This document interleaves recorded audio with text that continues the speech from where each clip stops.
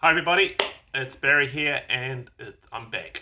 I've had a couple of months off writing and it's just so good to be back with you guys and back into the writing groove. I just love writing and sharing my thoughts with you.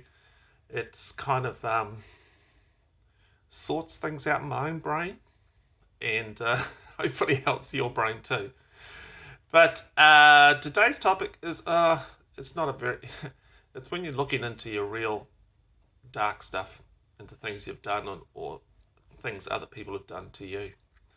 So it's not a nice topic, but it's actually a very important topic. You see, we all trip, we all fall, and we all land in the black at times, don't we?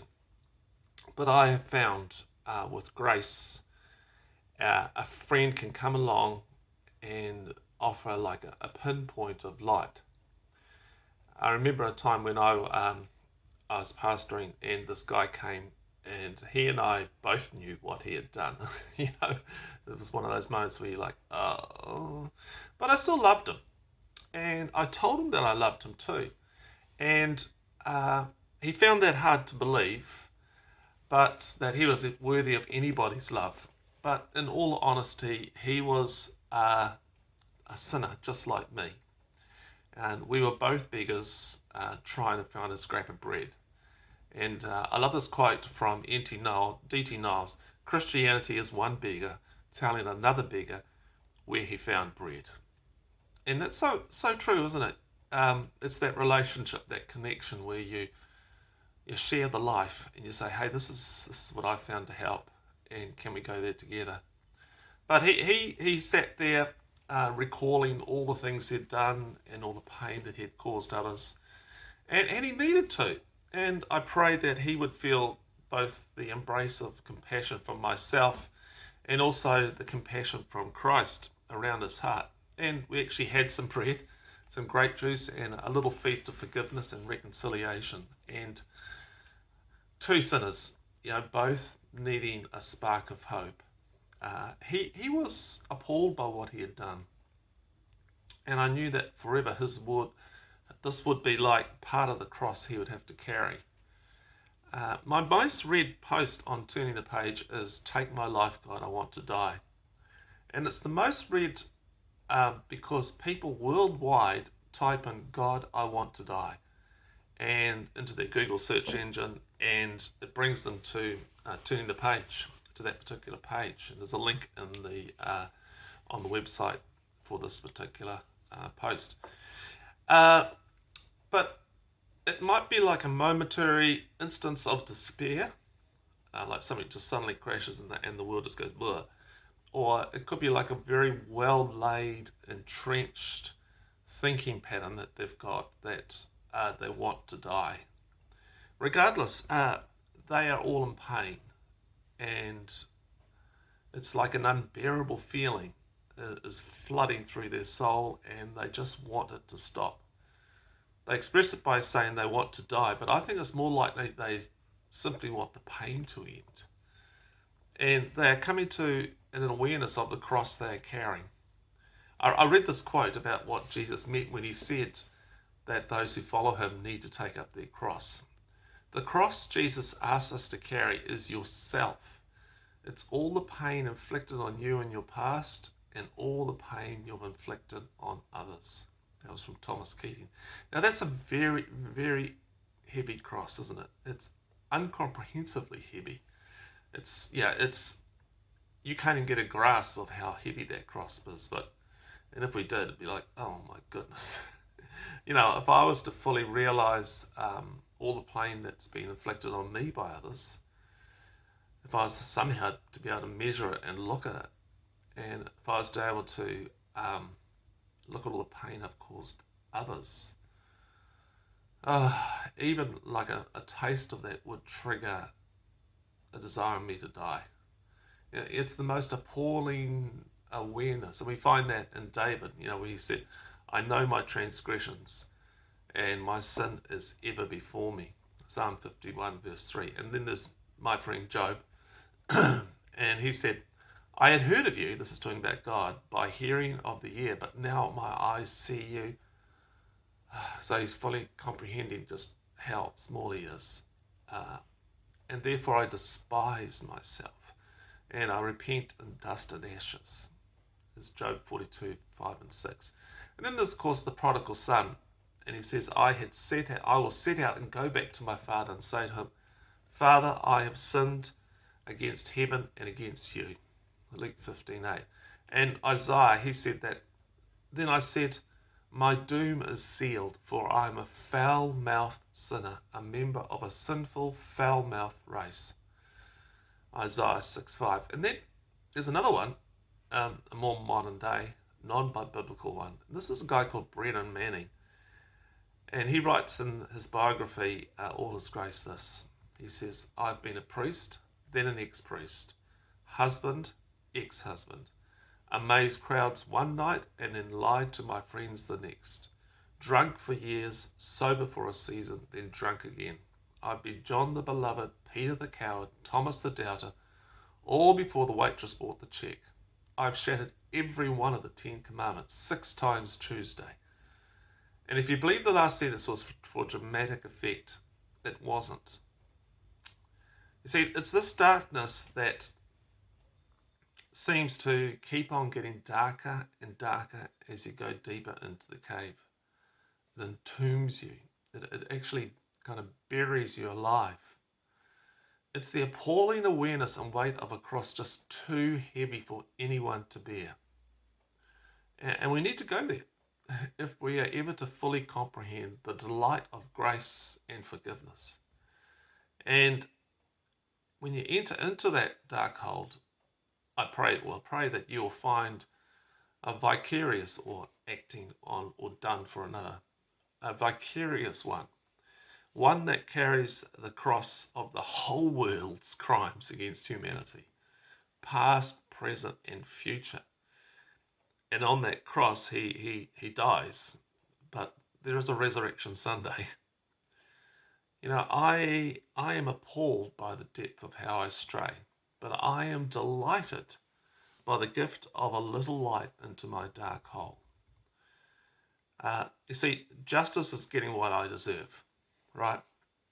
Mercy is not getting what I deserve, and grace is getting what I don't deserve. And we can only delight in grace and dance in grace when we fully know the appalling darkness of our sin.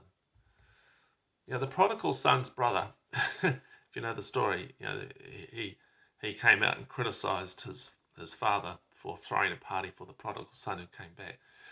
But he couldn't dance and feast with his graceful father because he had not fully entered into his own blackness. You know, he noticed the specks in other people's eyes, but failed to notice the logjam in his own eye. Jesus said this, why do you see the speck in your neighbour's eye, but do not notice the log in your own eye? Or how can you say to your neighbour, let me take the speck out of your eye while the log is in your own eye? You hypocrite. First take the log out of your own eye, then you will see clearly to take the speck out of your neighbour's eye. That's Matthew 7, 3-5.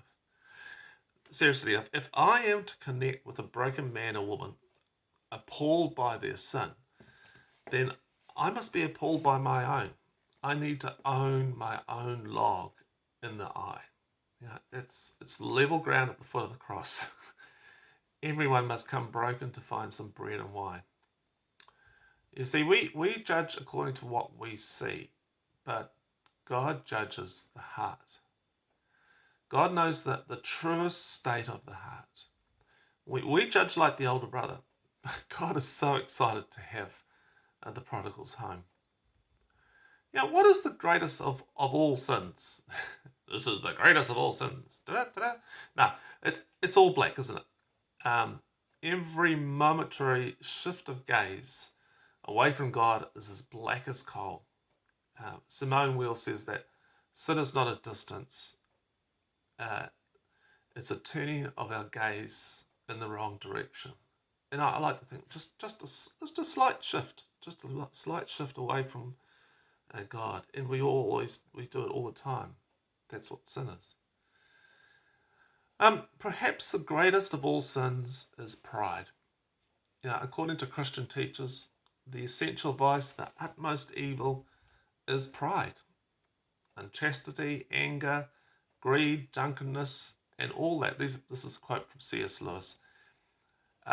Drunkenness and all that are mere flea bites in comparison. It was through pride that the devil became the devil. Pride leads to every other vice. It is the complete anti-God state of mind. It is pride which has been the chief cause of misery in every nation and every family since the world began. That's C.S. Lewis. And John Stott says that pride is our greatest enemy. Humility is your greatest friend. What is pride? Well, it's to think I know better.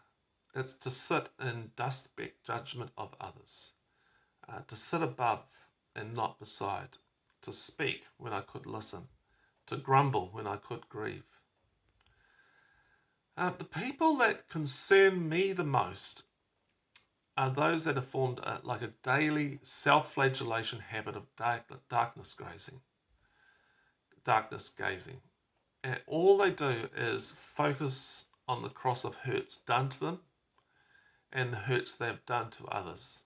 It's a grip of despair and darkness. They have done this for so long that the brain sees it as normal. The firing pathways see this as the way to life. And that this is the way you live life. It becomes a lifestyle of self-abuse, self-loathing, self-condemnation, and self-death that has no room for any light to enter its hole. And all one can do is try to understand and perhaps point them to a resurrection light shining out of a dark tomb. A gardener with a wound on his side and nail holes in his hands. And we stand and together follow him out of our dark hole. Here's some quotes to consider. The reason we sin and suffer is not so much because we are weak, but because we are simply human. To be human means to be imperfect and in process. Richard Rohr, Job and the Mystery of Suffering. And Frederick Buechner, I'm not sure how to say his name. Sorry, Frederick. I'm inclined to believe that God's chief purpose in giving us memory is to enable us to go back in time so that if we didn't play those roles the right first time round, we can still have another go at it now. Another way of saying it is that memory makes it possible for us both to bless the past, even those parts that we have always felt cursed by, and also to be blessed by it, what the forgiveness of sins is all about. Brennan Manning, the men and women who are truly filled with light are those who have gazed deeply into their darkness, into the darkness of their own imperfect existence. And Brené Brown, she says, owning our story can be hard, but not nearly as difficult as spending our lives running from it. Embracing our vulnerabilities is risky, but not nearly as dangerous as giving up on love and belonging and joy. The experiences that make us the most vulnerable. Only when we are brave enough to explore the darkness will we discover the infinite power of our light. Perhaps this has prompted something in you. I'd love to hear from you. Email me. It's barry@turningthepage.co.nz. And just a big thank you to all my supporters who put a little bit of money into my through donor box and through Patreon and all that sort of stuff. It all helps to keep this thing going. And if you'd like to become part of the team, just head over to the website turningthepage.co.nz /support. Hey, and until next week, see if you can find someone who you can just sit with and listen. Okay, thanks. Bye.